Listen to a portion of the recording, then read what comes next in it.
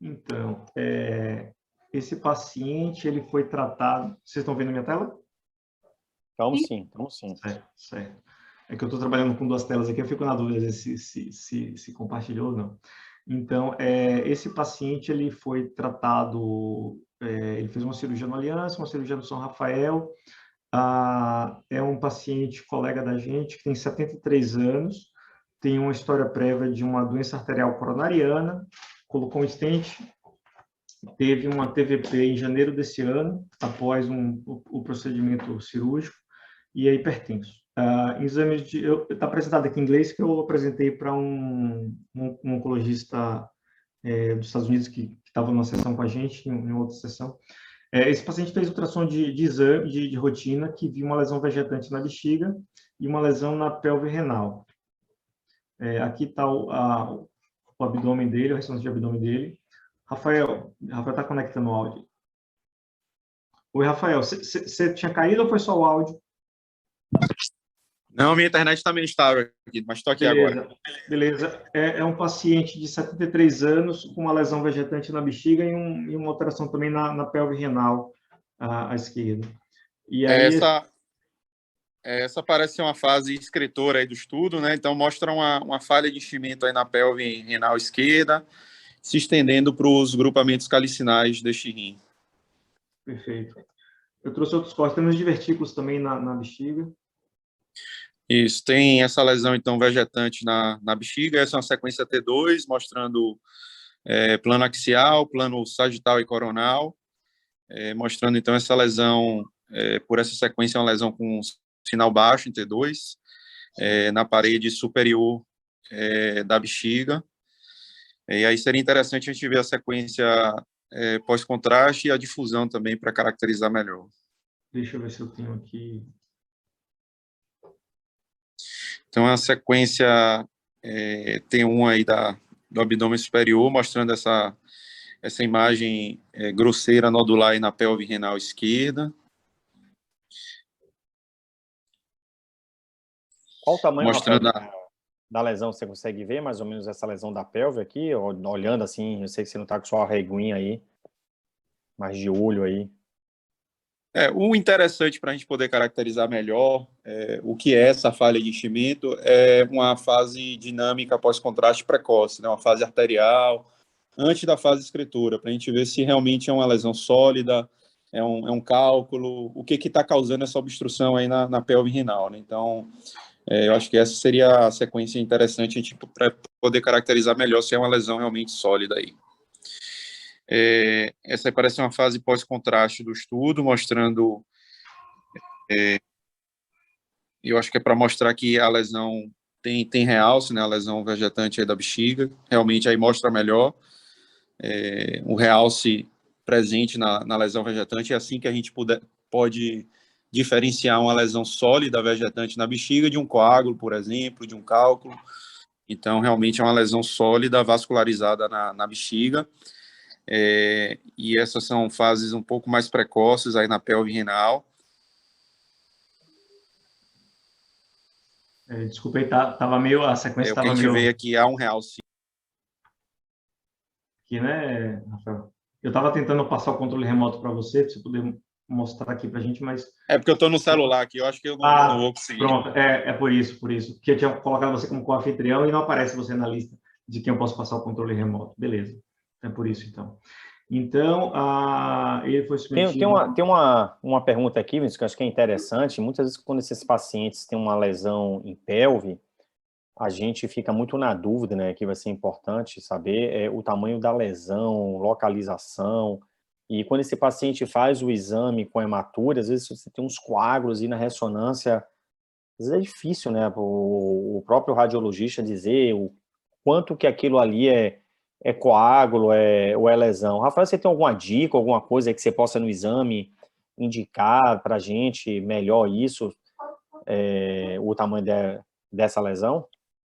Eu acho que sempre quando há uma suspeita de uma lesão urotelial, é sempre interessante solicitar o exame com o protocolo adequado. Então, o exame aí, para fazer uma avaliação adequada, tanto da pelve renal quanto do ureter, seria a uroressonância. Quando há coágulo, o que acontece na imagem, né? A sequência T1 pré-contraste, ela já se apresenta com hipersinal. Então, o que a ressonância fornece de informação a mais do que, por exemplo, a tomografia? A gente consegue fazer uma subtração da imagem, que é pegar a fase pós-contraste e subtrair da fase pré-contraste, que já exibe um hipersinal. Então, com isso, a gente consegue ter certeza que, por trás daquele hipersinal em T1, existe um componente sólido vascularizado. Então, isso evita que a gente meça ali, por exemplo, o coágulo ou sangue. A gente mede só o componente sólido da lesão mesmo.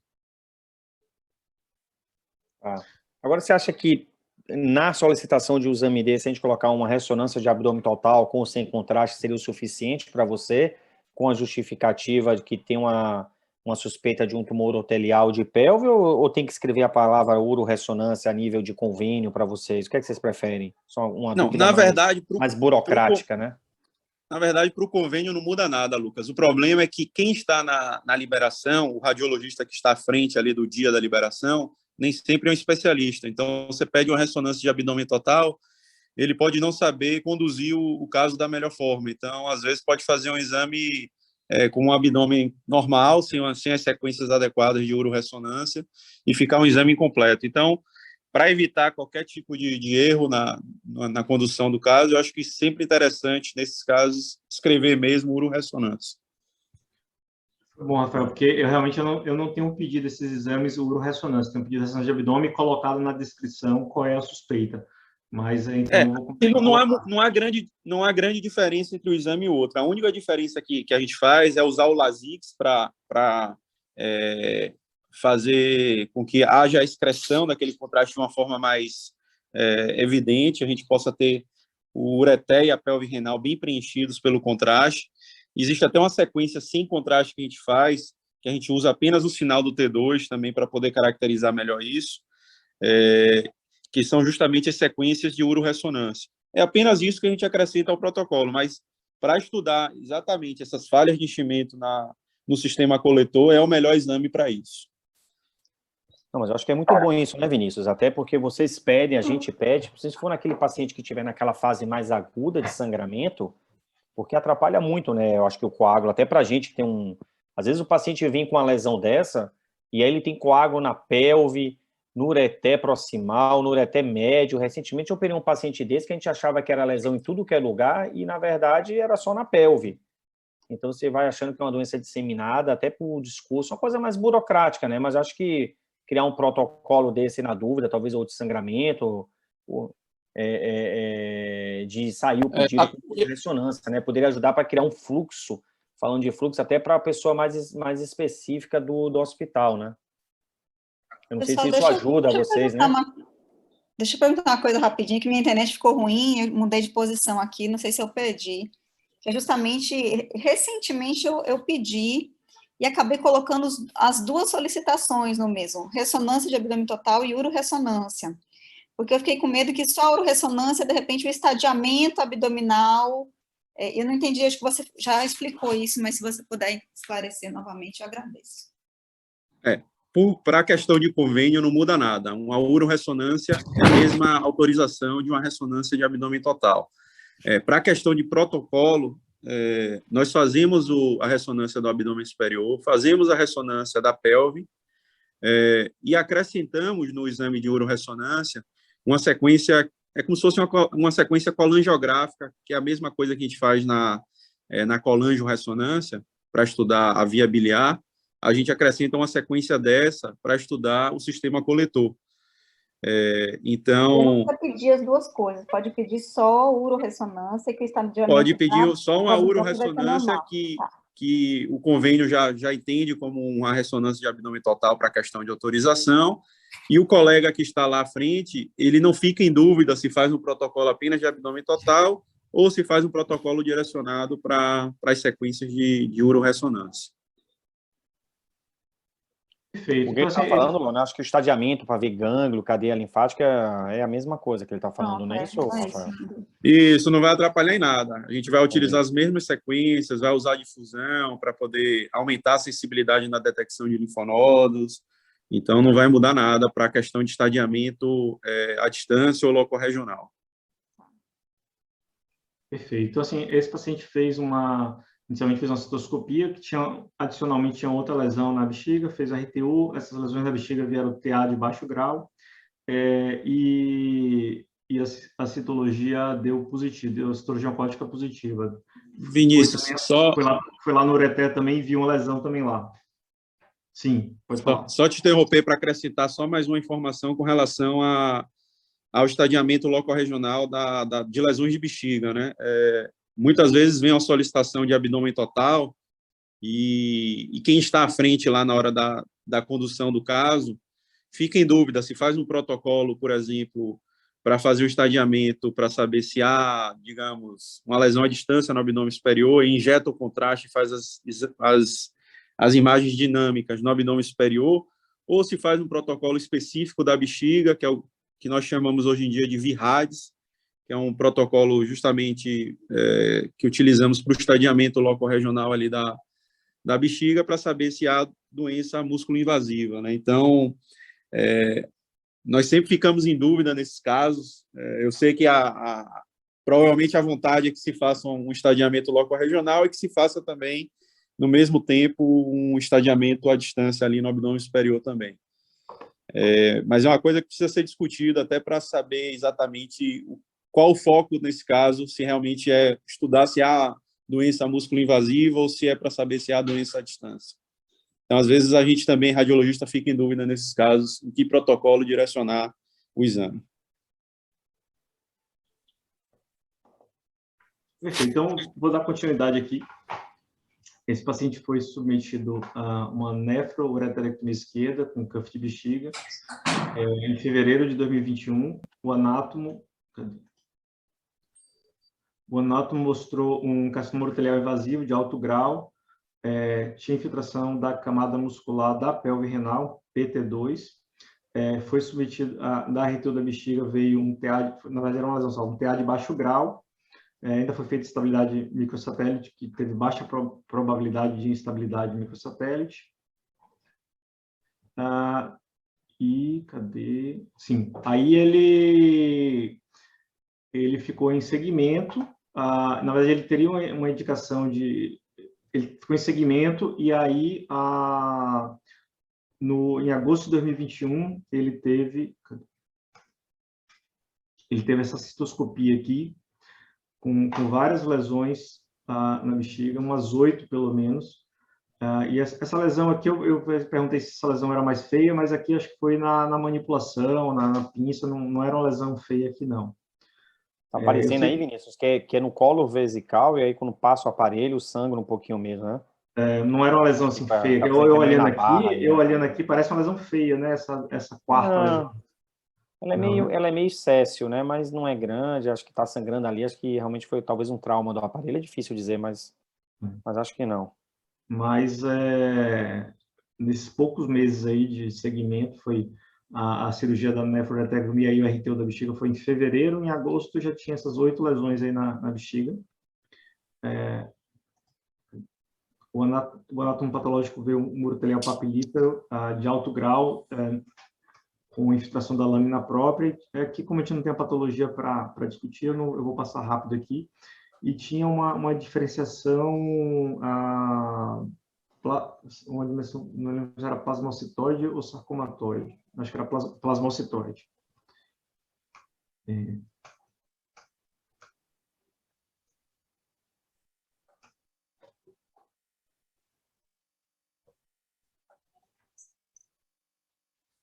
E também, além disso, tinha também carcinoma in situ. Então, era um T1 de alto grau, com diferenciação divergente, tinha uma diferenciação plasmocitoide, mais carcinoma in situ. Então, aqui, como eu falei. Aí, eu trouxe para a gente discutir qual é o tratamento de escolha para um paciente com T1 de alto grau, mais carcinoma in situ. Se é um paciente para tentar primeiro o BCG, se é um paciente para ir direto frente para a cistectomia radical, é um paciente que pode preservar a bexiga, qual o protocolo de preservação nesses casos? E outra coisa, é a indicação de fazer quimioadjuvante pelo aquele PT2 da pelve renal, Luana? Ele chegou 6 meses depois do tratamento, mas você teria indicado tratamento adjuvante de químio para ele? Se a gente for considerar o que a gente fazia mais antigamente, né, baseado em rim, em bexiga, apesar da gente indicar a partir do T2, o T2 é o que menos se beneficiou, né, do tratamento adjuvante. Mas a gente tem estudo novo para pelve, né, que já embasa melhor o tratamento adjuvante no T2 de pelve renal, não de bexiga, né? Bexiga não faria, de pelve faria sim. A chance de recidiva é maior. Mas aí tem um contexto todo, né? 73, coronariopata, né? A função renal provavelmente não ficou adequada, aí já mexer no esquema, aí talvez não fizesse por causa do contexto, né? Mas se fosse um paciente mais jovem, com função renal boa, teria feito muito bem. É um caso que eu sempre fico na dúvida se eu faço, se eu não faço. Costumo fazer. Já teve época que eu nunca fazia. Teve aquele estudo que fazia quimio perioperatória, podia ser antes, podia ser depois, só de trato superior, que foi aquele estudo PAUT, né? Que mostrou benefício sobre a vida global, né? Vários outros tinham sido negativos anteriormente, e esse veio positivo. E aí me anima um pouco a fazer, mas a gente não tem não é uma coisa assim, ao nível de evidência 1. Agora, em relação tipo, ele tem agora, teve umas 8 lesões ressecadas, tem carcinoma in situ, tem um de alto grau, você vai lá no consenso da Sociedade Europeia de Urologia, coloca lá, considerar a cistectomia nesses casos. Qual é o pensamento de vocês, urologistas, aí? Quando você vai no consenso, recentemente a gente até revisou o consenso, que a gente está tendo alguns casos aí de bexiga, a gente até conversou. Então, no consenso, no organograma, ele tem um abinho ali que ele abre para esses pacientes que têm tumor de alto grau, não invasivo, com variação divergente carcinoma in situ, de você considerar a cistectomia. Mas existe também a consideração de você não operar de não fazer a cistectomia nesse paciente. Ele é um caso limítrofe. Ele é um caso que abre uma possibilidade tanto de fazer a cisté como não. Eu tenho uma tendência muito grande, ainda mais pelo biotipo desse paciente, eu entendo que seja um tumor mais agressivo, que era de pelve, que ele teve ali uma disseminação vesical, mas assim, a minha tendência, eu acho que é aguardar um pouco mais, tentar fazer um tumor de alto grau, várias lesões, de fazer uma RRTU com 60 dias, avaliar essa anatomia patológica, e submeter a depender dessa segunda RRTU, avaliar a cistectomia ou a introdução do onco-BCG para esse paciente. Eu peço desculpa, Lucas, que ele fez a RRTU. Depois de, ele fez? Tá bom. Depois dessa ressecção, tinha umas 8 lesões, ele fez uma RRTU. Teve uma lesão que ele ressecou ali a base das lesões, e assim, nessa segunda RRTU, só tinha um pouco de carcinoma in situ, só.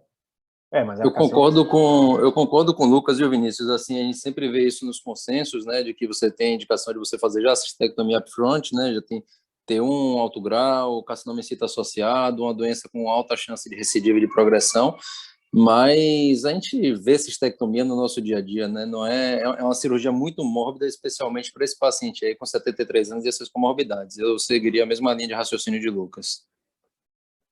Agora, o que ele está falando aí, Rafael, que ele fez uma RRTU e nessa RRTU veio o carcinoma in situ. Assim, obviamente você fica mais preocupado numa RRTU e em carcinoma in situ. Carcinoma in situ não é nenhuma coisa tão comum a gente encontrar em anatomia patológica. Obviamente a gente encontra, mas não é tão comum. Mas mesmo assim, com o carcinoma in situ, se esse paciente for aquele paciente que consegue fazer um bom follow-up, mesmo assim eu indicaria fazer uma cistoscopia nele com 3 meses, uma cistoscopia armada, seguir esse paciente muito próximo para qualquer tipo de recidiva mais precoce aí, precoce a gente fala menor que 6 meses, de a gente, até 3 meses, na verdade, que o consenso fala, de a gente submeter ele a uma cistectomia, mesmo que não tenha invasão de muscular, mas eu manteria a conduta de não fazer a cistectomia com aparecimento de um carcinoma in situ numa RRTU. Ele A vai ter impressão que indicação de fazer dá BCG, né? Ele vai ter indicação de fazer BCG por conta disso daí, né? Eu acho Isso. que vale, ele vai fazer a indução de BCG, a gente vai ver como é que se comporta na cistoscopia de controle. E aí, assim, é o que você falou, se mesmo com BCG, com tudo, ele recorrer precoce, muda nosso raciocínio. Mas, por vezes, vão ter pacientes que vão responder bem a BCG, né? E fica livre de um tratamento radical. a impressão que Isso aí, Lucas, dá, mesmo. pessoal, é que esse paciente vai recidivar, né? Vai terminar recidivando, mas só que você vê que esse carcinoma in situ, termo de alto grau, é que se você segurar essa cistectomia fazendo a cistoscopia, ressecando com muito rigor, você protela essa cistectomia, ainda que vai acontecer, ele ganha em 1 ano, 2 anos sem se mutilar. É uma cirurgia muito mórbida. Do caso que está se apresentando aí, ainda que ele volte, se você passar 1 ano aí seguindo, ressecando, acompanhando, fazendo o que puder, e essa cistectomia for acontecer daqui a 1 ano, 2, para o paciente é benéfico, vale a pena, porque é uma cirurgia que maltrata muito mesmo. Então, assim, tinha outra coisa que eu ia comentar, eu esqueci agora o que eu ia falar. Era alguma coisa que... eu ia perguntar uma coisa para Rafael. Rafael, o que é que para você deflagrar uma cistectomia após eu faço BCG agora, 3 meses eu vou fazer uma nova cistoscopia. Se tiver TA de baixo grau, TA de alto, qual é o critério na cistoscopia próxima? Se tiver algumas lesões TA, algumas lesões TA de alto grau ou carcinoma in situ, o que você deflagraria? Ou só deflagraria se tiver lesão músculo invasiva numa segunda RTU depois do BCG?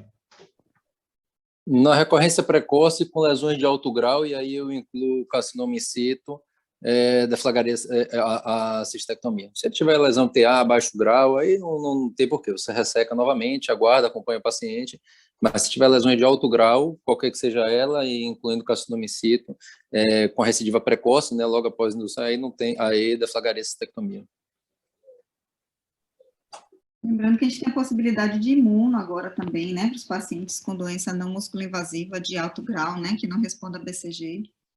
A gente também tem essa... Mas é isso, eu acho que é um paciente que vai recidivar. A questão, eventualmente, a gente pode perder o momento de evitar a doença metastática, né?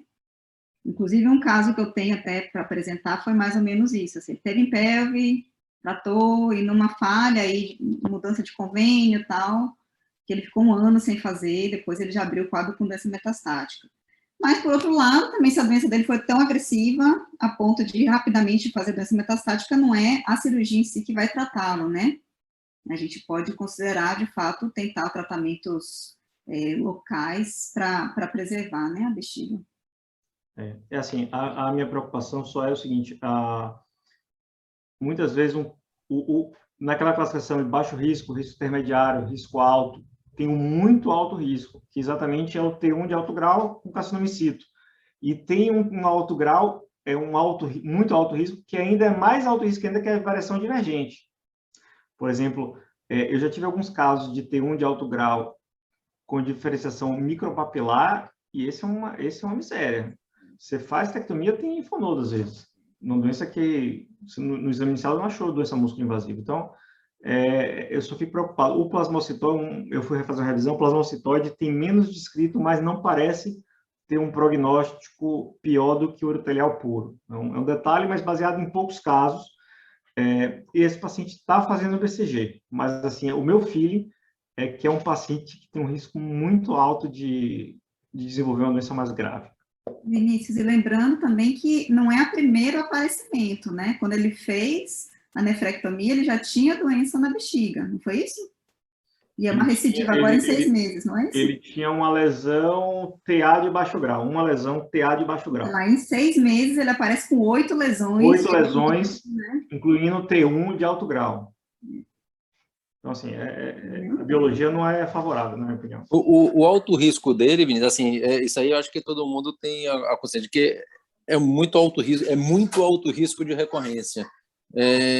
Mas você pensaria em cistectomia direta? É sempre uma dúvida que a gente fica, né? Esses pacientes que têm um risco muito elevado, você fala, talvez o melhor tratamento para esse paciente seja a cistectomia. E a gente dá aquela recuada, né? A cistectomia tem muita complicação, vamos segurar um pouco.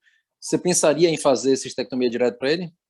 Então, é uma coisa que eu estou amadurecendo junto com os urologistas. Antes, quando eu vi esse paciente, eu só pensava em cistectomia, entendeu? Eu tenho medo de... Você pode ter um downstage, você pode estar ali só ressecando a parte superficial e a parte mais profunda está crescendo. Inclusive, a patologista mostrou, a lâmina tem, às vezes, até descontinuidade, tem áreas mais profundas, um pouco descontínuas de tumor. Então, assim, você pode estar ali fazendo ressecção e daqui a pouco o paciente tem uma doença mais invasiva e até linfonodo e você compromete a cura. Está no consenso da AUA e da Sociedade Europeia de Urologia. Como assim, é um consenso que deve ser colocado na mesa para discutir. Eu discuti esse caso com muitos urologistas e muita gente fala assim, não, eu discuto com o paciente, mas assim, esse negócio de discutir com o paciente é quando você está em dúvida do que você vai fazer. Você tem que ter a sua... Claro, tudo você vai discutir com o paciente, até uma cirurgia clara, óbvia, mas você tem que ter a sua opinião para ir colocar na mesa com o paciente as preferências dele. A minha preferência inicial com o paciente que eu discuti foi a cirurgia. O urologista foi uma conduta não cirúrgica, chegou a várias pessoas e ele ficou realmente muito perdido, mas a gente levou em tumor board, discutiu, foi uma decisão dividida. Teve urologista que queria fazer cirurgia, teve urologista que é mais conservador, e o paciente colocou a nosso critério, tipo assim, que geralmente o paciente, fica mais fácil quando o paciente não quer, né? Ah, não, eu não quero, aí beleza, vamos fazer isso porque o paciente não quer, mas o paciente falou, não, o que você disser que é para fazer, eu faço. Então, assim, colocou para a gente a responsabilidade, e realmente é difícil eu já tive paciente que fez cisteína, doença não músculo-invasiva, e a peça cirúrgica veio sem neoplasia. Dureza isso. Por mais que pode acontecer, mas explicar isso para o paciente, e aí depois chega um primo, um médico, um parente, você tirou a bexiga, não tinha nada. É complicado. Isso se o cara não tiver complicação. Se o cara morrer da cirurgia, então, ferrou, né? Então, assim, na prática, é muito difícil recomendar. Então, assim, eu aprendi com esse caso que eu acho que eu vou ter um pouco mais de parcimônia, porque eu sei que não é fácil. Então, é isso aí. Luana, essa decisão dividida, isso aí sempre, a gente teve um caso recente, a gente apresentou na nossa última reunião um caso também parecido, um caso de uma paciente que teve progressão de doença, uma doença que inicialmente era uma lesão de 3 centímetros única, de alto grau, ressecção completa, fez BCG, aí recidivou, foi tentado uma nova indução, a gente discutiu com oncologia, uma nova indução, tudo. Quando foi ver, a paciente volta com doença linfonodal, né?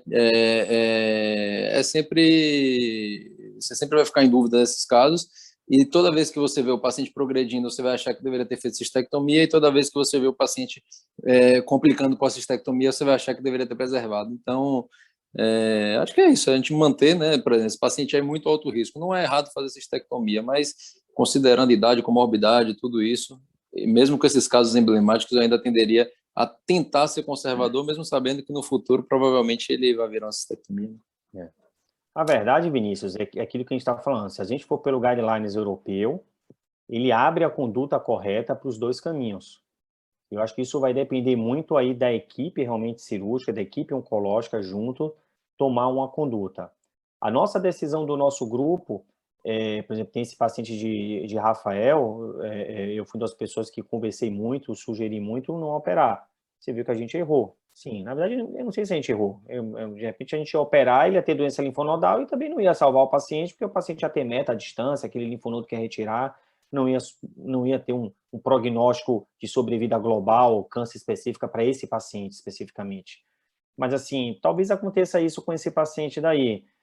Mas, assim, baseado em evidência, a gente tem esses dois caminhos. Então, isso vai muito do feeling, vai muito da discussão, de você entender o que o paciente quer, de você tentar tornar esse paciente o paciente mesmo, ou seja, você avaliar ele, o que a Luana falou do prognóstico, de comorbidades que esse paciente tem, porque, assim, cada dia mais a gente tem feito mais cistectomia. Nesses últimos 6 meses aí, a gente deve ter feito, sei lá, 5, 6 cistectomias, mais ou menos. Todos os pacientes saíram. Tem um, na verdade, que está internado lá no Aliança, que eu até te falei, que está entubado, que teve complicação respiratória, mas agora ele começou a abrir uma curva de melhora. A parte cirúrgica dele já foi, mas assim, mas complica de qualquer forma. Então, assim, é uma coisa que a gente fica muito com o pé atrás. Fora que a sobrevida de um paciente, eu me colocando no lugar do paciente, se viver ali com aquela bolsa sem bexiga, ou com neobexiga, não sei o quê, é muito complicado. Então, a gente tem que imaginar isso também. Então, assim, hoje em dia a gente tem essa conduta. Isso eu acho que a gente vai amadurecendo durante o tempo, né? O fato é que as técnicas têm melhorado, a mão tem melhorado de todo mundo, o pós-operatório tem melhorado. Com isso, a gente vai se tornando mais confortável também de talvez indicar mais cistectomia daqui a, sei lá, 3, 5, 10 anos, eu não sei. Talvez a gente converse daqui a 10 anos, a gente mude, né? Todo mundo, vocês vão chegar assim, pô, as cistectomias ali dos caras, rapaz, recebe alta com 5 dias, pô, tirar verruga. Então, assim... Mas, na verdade, Lucas, eu acho que hoje a gente já se sente mais confortável em indicar cistectomia do que a gente se sentia há anos atrás. Né? Hoje o resultado da cistectomia é muito melhor, mas ainda tem muito chão, tem muita coisa para ser melhorada. O paciente ele fica bem do ponto de vista cirúrgico, aí complica com parte pulmonar, complica com infecção de qualquer outra causa. Às vezes ele infarta, tem um não sei o quê, a gente teve todo Os tipo pacientes de de cistectomia, em geral, são ruins, né? Que nem paciente da vascular. O problema não é o procedimento somente, é que o coração é ruim, o rim é ruim, é muita coisa junto. Então, em relação a isso, a cirurgia, então, de fato, não é à toa que é recomendada a cistectomia em centros em que haja experiência, né? Não é à toa, é a cirurgia mais difícil da urologia. Então, é bom que vocês estão com muita mão e ganhando aí confiança, né, para fazer bem o procedimento. E, de fato, os pacientes são esses, né? Costumam ser pacientes acima de 70, 75 anos, coronariopatas, DPOC, e vem toda a complicação junto, né? Então, não é o paciente lisinho, não é o paciente de 60 que vai fazer prostatectomia, né? Então... Mas se você notar isso aí, Lona, que você está falando de cistectomia, até para o nosso entendimento como grupo, né? O que os trabalhos dizem nisso de grande centro é o centro que faça de 10 a 12 cistectomias por ano. Né? É o que eles falam, ou seja, geralmente a gente consegue fazer isso. E eu que sou dos mais velhos aqui, que faço do grupo, não sei quantas cistectomias já foram feitas, em privado e público. Então, essa experiência de 10, 12, a gente acaba alcançando quase todo ano. Mas, assim, e que poucos grupos conseguem, a gente sabe disso, obviamente. Mas é muito chão, principalmente quando a gente fala de neobexiga, que dá mais problema ainda. A gente, em breve, aí, dia 17, 19, a gente vai fazer uma neobexiga. Vai ter uma neobexiga, aí em dezembro já tem mais outra, só que é um BRICA, e a gente começou a fazer agora tudo intracorpóreo. Então, a gente não abre mais, antes eu fazia abrindo uma incisãozinha, tirando a alça, reconstruindo ali e fazendo essa parte aberta. Nem mais isso a gente está fazendo, porque os trabalhos mais atuais de 2019 e 2020, já tem alguns trabalhos comparativos entre os dois braços, entre os dois grupos, mostrando que o paciente que faz intracorpóreo, ele complica menos no pós-operatório, ele tem menos ilho, tem menor tempo de internação, ele se alimenta mais rápido, então ele tem um pós-operatório, no intraoperatório, o pós-operatório imediato dele é melhor quando faz a derivação intracorpórea, tanto como BRICA como neobexiga. Um outro dado bastante esclarecedor que a gente recebeu nos últimos 2 anos. Não, com certeza a cardiopulmonar e o nosso grupo de urologia cardiopulmonar tem total expertise. A gente teve uma aula recente do Fernando Corques, que coordena a urologia do ABC, e quando ele chegou lá, tinha índices de mortalidade de cistectomia que chegava a 50%. Né? Então, assim, no serviço público, às vezes, você ter 50% de mortalidade perioperatória é muito difícil. E aí ele começou a implementar lá, selecionar melhor quem iria para... E ele conseguiu menos do que 2 dígitos, menos que 10% de mortalidade hoje em dia. Então, a gente está num bom centro, entendeu? Então, isso a gente fica tranquilo. E o paciente, quando não faz ilha geralmente vai bem. Eu fico preocupado quando o paciente faz ilha, porque aí que pode ter aspiração, fica mais tempo no hospital, muitas vezes faz pressão na anastomose, por causa do aumento da pressão intraabdominal. Então, é o que me preocupa mais é quando o paciente tem ilho. Tem alguma forma assim, é o tempo de duração da cirurgia, é a manipulação da alça, o que que você pode fazer para o paciente ter menos ilho, Lucas? Pois é, eu acho que uma coisa que vai ajudar muito é essa derivação intracorpórea. A gente mexer, manipular a alça menos também é interessante. Você ficar apertando ali menos a alça, também eu acho que é mais interessante. O ilho vai estar também muito associado com o tempo cirúrgico. Se você não expor a alça intraabdominal, a extraabdominal é melhor para aqueles pacientes mais graves, diabéticos, que já têm essas lesões microneurológicas, paciente com DAC, de arteriopata, isso tudo ele vai sofrer mais. Isso aí, o que você fizer, ele vai ter. Aí eu acho que tem muito essa parte do ilho, Vinícius, o pulo do gato no pós-operatório, que aí não tem jeito. Aí a experiência, cada grupo vai fazer de um detalhezinho diferente. O nosso grupo é o seguinte, a gente não tem medo, protocolo ERAS tentar o máximo possível em todo mundo fazer menos líquido, encharcar menos alça, chiclete precoce, deambular, dieta precoce, líquida logo. É o quê? Oi? Chiclete precoce é o quê? Goma de mascar. Goma de mascar. Estimula. Babalu, pó, aquele mesmo. Goma de mascar, principalmente diet, para o paciente não engordar. Não é brincadeira, porque eles têm sorbitol e xilitol, estimula ainda mais o intestino a funcionar.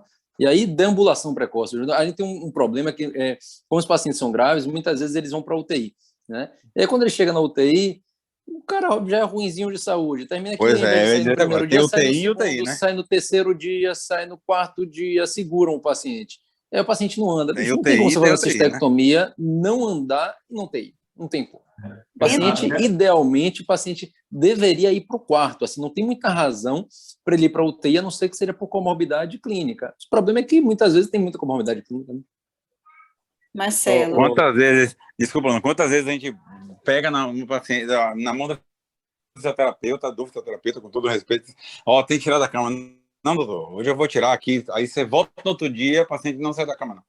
Por quê? Não sei, não passaram, não sai da cama.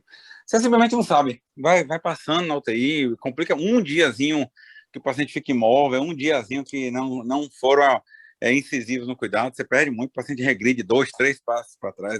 E olha que a gente é intensivo, né, Marcelo? A gente passa a visita 2 vezes no dia, vai lá, cobra, enche o saco, mas ainda assim é complicado. Ainda dentro do cardiopulmonar tem UTIs e UTIs, que eu vi um... Não. Tô falando que às vezes a gente vai no... O do cardio a gente se mexe, como a gente conhece todo mundo, a gente enche o saco mais fácil das pessoas. Quando a gente está em casa, beleza. Mas às vezes o convênio te leva para um canto que você não está no fluxo, aí você passa de manhã, pega na mão do fisioterapeuta, não, doutor, eu vou tirar ele aqui, fica tranquilo. Já ia levantar, aí você volta de noite, não sai não. Sai da cama não, porque chamaram ali, teve intercorrência ocular, você rodou, você termina não estando no fluxo do negócio, muda muito. Um diazinho que o paciente chega mal cuidado, ele dá 10 passos para trás, até distende, faz isso por bobagem. E você pega o último paciente que nem ilho fez, mas mete uma gastroparesia, tem nada a ver, é fogo, rapaz, isso é complicado. Ô, Vinícius? Diga. Oi. Não, Lona quer falar? Pode falar. Não, eu ia dizer só que em vez da gente passar para casa, a gente podia ficar discutindo, eu tenho um outro tema para trazer aqui também. Sim, então siga. Vai, Sheldon. Não, rápido, eu acho, Vinícius, a cistectomia é sempre essa dúvida, se a gente vai perder o tempo, ou se a gente vai ser muito precoce, ou se a gente vai retardar e prejudicar o resultado. Mas, sabe, esse paciente, se a gente acompanhar mais assim de perto, a cada 3 meses, fizer cistoscopia e tudo, e ele recidivar, a gente embasa mais e diminui a margem para questionamento, entendeu? De alguém, um colega médico, dizer, poxa, foi muito precoce. Se você chegar com 3 meses, esse paciente não responder, vocês olham, infelizmente já fizemos tudo, agora não tem mais jeito. Eu acho que ninguém vai questionar isso. Mas uma indicação dessa, poxa, podia ter preservado, e realmente uma cirurgia que é extremamente desafiadora. Eu brinco dizendo que cistectomia é ruim antes, durante, depois imediato e depois tardio. É um paciente que daqui a 3... E é uma coisa, o paciente que faz uma complicação, uma pelonefrite, ele vai para o pronto-socorro, ninguém quer tocar a mão. Se puder passar um antibióticozinho ali olha, volte para o seu cirurgião, porque ninguém quer meter a mão, é sempre muito complicado. Verdade. E se tiver neo-bexiga, é isso aí mais ainda, dobrado, né? Oh, Eu queria falar disso até, de Bricker versus neo-bexiga, né? Que a gente teve a aula recente até lá das nossas sessões mensais, né? De neo-bexiga e tudo, e sempre me pareceu muito interessante você tentar criar uma situação um pouco mais fisiológica, né?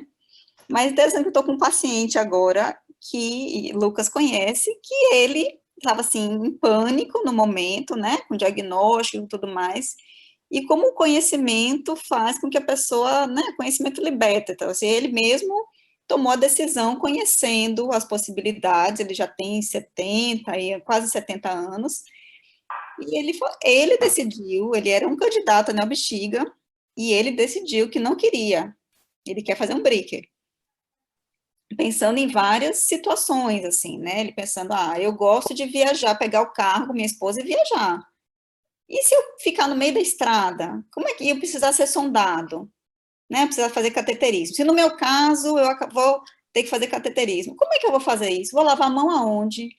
Várias situações. Se eu for viajar de avião, eu vou fazer um cateterismo aonde? No banheiro do avião, sabe? Então, várias coisas. Ele falou, eu tive um tio agora que teve um AVC, tá na cama, ele já está dependendo de uma outra pessoa para cuidar dele, vai precisar ainda para fazer o cateterismo. Então, várias coisas que ele ficou pensando, e apesar de ser um candidato a neo-bexiga, ele decidiu que ele não quer. Então, interessante, assim, como vocês colocam, assim, a questão de ficar com Bricker, né? Na coloprocto, por exemplo, a gente não tem muito a gente não vê esse questionamento, assim, meu Deus, vou ter que ficar com uma colostomia, que é uma coisa muito mais difícil, né, do que ficar com uma derivação urinária, assim, então, muito mais difícil, muito, muito, muito. Então, o pessoal da colopro, tem que fazer amputo reto, pronto, bota a colostomia e acabou, né? E com o Bricker eu vejo, né, os pacientes que usam é uma coisa muito mais tranquila, assim, claro que é uma coisa diferente, né? Claro, a gente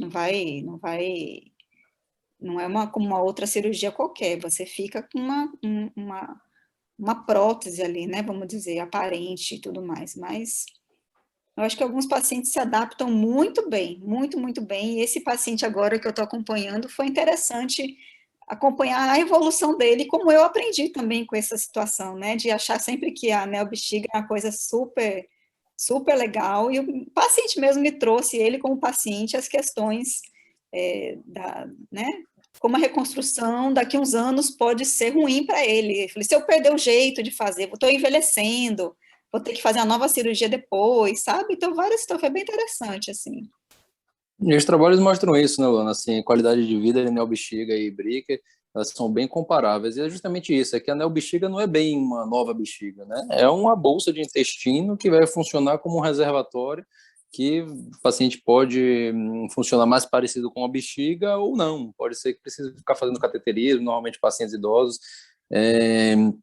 Eu vou ser bem honesto, eu tendo muito a influenciar, o que o Vinícius falou, né? A decisão é sempre compartilhada, você vai discutir com o paciente, mas eu tendo muito a influenciar o paciente no sentido de fazer Bricker. Quando o Vinícius mencionou ali a respeito de como o Corks, o Glina, o Willi reduziram as complicações lá no ABC, se você for ver como eles reduziram essas complicações, parte foi a aplicação do protocolo ERAS, parte foi definido quem seriam as pessoas que estariam aptas a operar esses pacientes, mas grande parte foi você adaptar o tratamento ao paciente. Você pegava aquele paciente no SUS, desnutrido, você vai fazer um Bricker, ele vai fistulizar. Então, esses pacientes faziam ureterostomia, depois você nutria ele, depois você desderivava ele e fazia um Bricker, entendeu?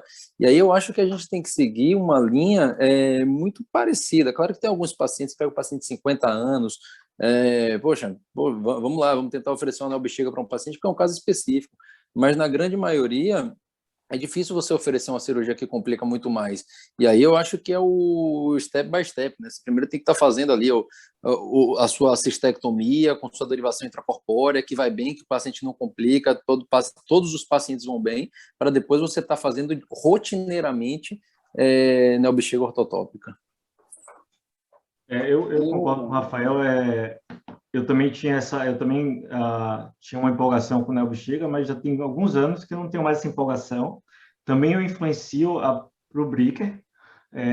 O paciente geralmente cria uma expectativa muito grande com o nome neo-bexiga, por mais que você fale que é um reservatório, que não é igual a bexiga, ele cria uma expectativa muito grande da neo-bexiga, seja continente ou não continente.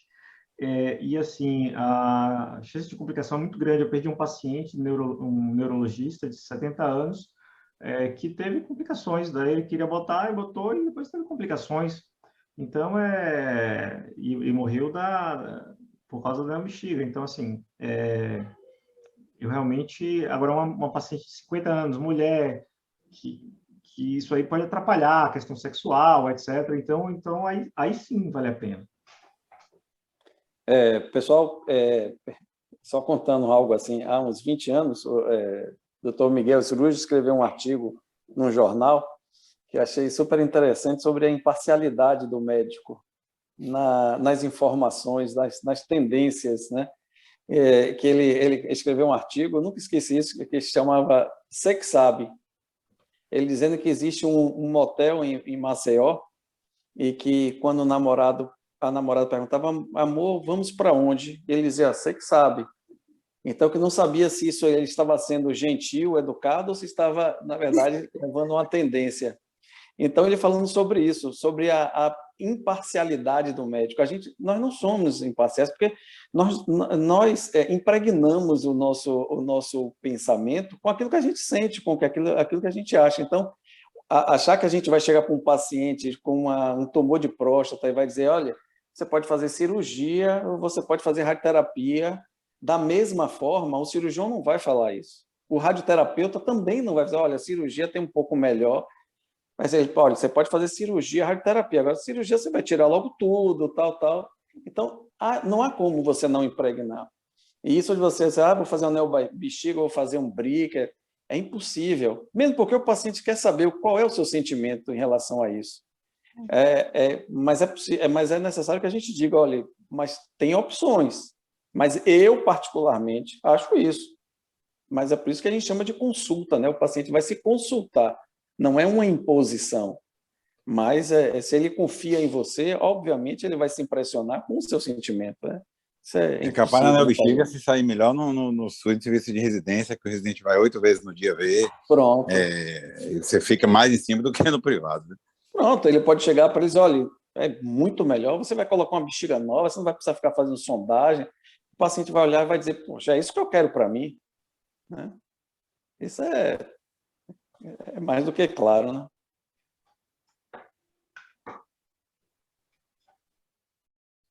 Só acho que estamos chegando aí a 8 horas e foi bom, né, Lu? A gente acabou discutindo ótimo, aí, foi ótimo. Né? Eu acho que a gente poderia limitar em 1 hora, né, para todo mundo estar cansado, né? E eu acho que no próximo ano a gente tem que fazer essa reunião presencial para a gente realmente se encontrar. Encontro tete a tete não tem substituto, não. Acho que está todo mundo cansado dessas reuniões virtuais, não é? Sabe, Vinícius, eu acho que essa reunião, ela com esse teor de informalidade, ela é um ganho, assim, fazer esporadicamente muito maior do que muitas vezes a gente discutir a parte teórica de artigos. Ela também tem que existir. E principalmente porque como a gente trabalha junto, para que a gente entenda a cabeça do grupo como funciona, porque isso afina o nosso discurso com o paciente e com nós e conosco também, de discutir, de trocar ideia, porque você vê o que, assim, por exemplo, eu estou aqui, Vinícius entende isso aqui, essa parte cirúrgica, ele também concorda comigo, aí você fala, Lucas, beleza, essa parte de também... Ontem mesmo eu estava falando com a Luana estava brincando comigo, Lucas, está vendo, você perdeu o medo de quimio-neo, né? Porque a gente teve muita cisteia esse ano, e aí você já fez, Luana já fez, e todo mundo foi fazer quimio-neo. Eu tinha medo de quimio-neo, porque os pacientes iam para quimio-neo voltavam pior do que, sei lá o quê, tudo desnutrido, e os pacientes estão voltando tudo fit. Aí a gente já tem rodado combinando, um mês depois, já indica a cirurgia. O paciente já volta antes para o consultório, já peço a cirurgia antes de terminar a químio. Quando o cara acaba a químio, nutrólogo, nutricionista, ganha massa magra, já começa a ganhar peso, tal, cirurgia, e o cara sai bem. Então, é uma discussão que é fora daquele contexto acadêmico, vamos dizer assim, de trabalho, mas que, para ganho de grupo, como raciocínio de grupo, é até mais importante ter umas reuniões dessas informais também. É bem interessante isso daí. A mesma coisa, a gente poderia fazer uma reunião dessa informal, por exemplo, de próstata. Pô, próstata radical, vamos aqui, essa parte, e abordar a parte de disfunção, de qualidade de vida, de preocupações, daqueles pacientes limítrofes, como esse caso, de guidelines. E a gente aborda um pouco de guidelines, etc., mas de uma forma mais tranquila, entendeu? Assim como a gente está discutindo. Acho que é muito bom isso aí para o grupo. Ô, Lucas, desculpa, só uma pergunta final, mais para Vinícius e Luana, é uma informação que eu não tenho, que eu nunca precisei. Na oncologia da gente, a gente tem disponibilidade de nutrição, nutrologia para manejo do paciente no perioperatório, quando a gente tiver uma cistectomia? Isso é uma coisa extremamente relevante. A gente tem hoje coberto como pacote da instituição os pacientes que estão em tratamento. Mas, por exemplo, especificamente os pacientes de cistectomia, a gente pode negociar isso com o Kleber, entendeu? Os pacientes a gente faz Rafael, isso, a gente entra com suplementação, com tudo, mas você ter uma orientação formal é melhor, né?